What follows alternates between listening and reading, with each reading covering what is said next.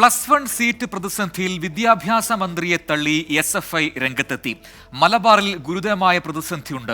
അധിക ബാച്ചുകൾ അനുവദിച്ച് പ്രശ്നത്തിന് പരിഹാരം കാണണമെന്ന് അഖിലേന്ത്യാ പ്രസിഡന്റ് VP സാനു ആവശ്യപ്പെട്ടു.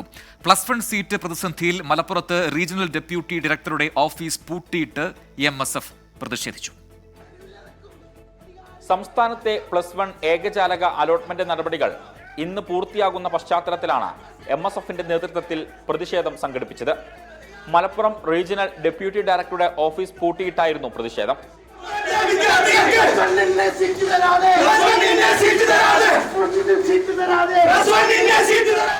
അതിനിടെ സീറ്റ് പ്രതിസന്ധിയിൽ വിദ്യാഭ്യാസ മന്ത്രിയെ തള്ളി SFI രംഗത്തെത്തി.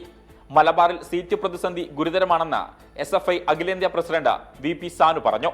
അലോട്ട്മെന്റ് പൂർത്തിയാവുന്നതോടുകൂടി എത്ര സീറ്റ് ഓരോ താലൂക്ക് അടിസ്ഥാനത്തിൽ ആവശ്യമാണ് എന്ന് നോക്കി ഗവൺമെന്റ് അതിനനുസരിച്ച് പുതിയ ബാച്ചുകൾ അനുവദിക്കുക എന്നുള്ളതാണ്. അത് ഗവൺമെന്റ് എയ്ഡഡ് വിദ്യാഭ്യാസ സ്ഥാപനങ്ങളിലായി പുതിയ ബാച്ചുകൾ അനുവദിക്കുക എന്നുള്ളതാണ് ഗവൺമെന്റ് സ്വീകരിക്കേണ്ടത്. സീറ്റ് പ്രതിസന്ധിയിൽ SFIക്ക് കൃത്യമായ നിലപാടില്ലെന്നും ഓരോ നേതാക്കൾ ഓരോന്നാണ് പറയുന്നതെന്നും ആത്മാർത്ഥതയുണ്ടെങ്കിൽ SFI MSFനൊപ്പം സമരം ചെയ്യാൻ വരണമെന്ന് MSF സംസ്ഥാന പ്രസിഡന്റ് PK നവാസ് പറഞ്ഞു. ഞങ്ങൾ SFIയുടെ ദേശീയ പ്രസിഡന്റ് പറയുന്നത് ആമസോൺ കാർഡുകൾ കൊത്തിയാൽ മലപ്പുറത്ത് സമരം നടത്തിയവരാണ് SFI. MSFന്റെ ജില്ലാ പ്രസിഡന്റ് ഉണ്ട്.